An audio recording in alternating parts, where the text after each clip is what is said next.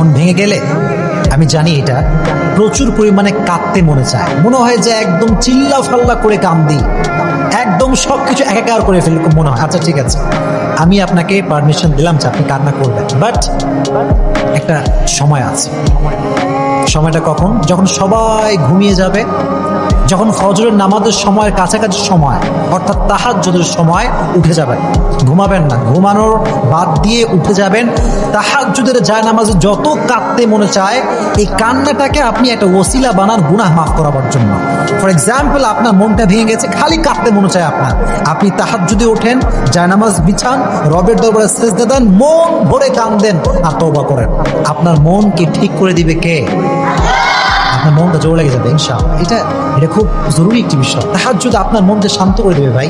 এটা এক অসাধারণ জিনিস। এটা যে পড়ে সে বোঝে, এটা যে মানে সে এটা বোঝে। এজন্য যদি কাঁদতে মনে চায়, তাহাজ্জুদে জানামাজে কাঁদবেন, পারা যাবে ইনশাআল্লাহ।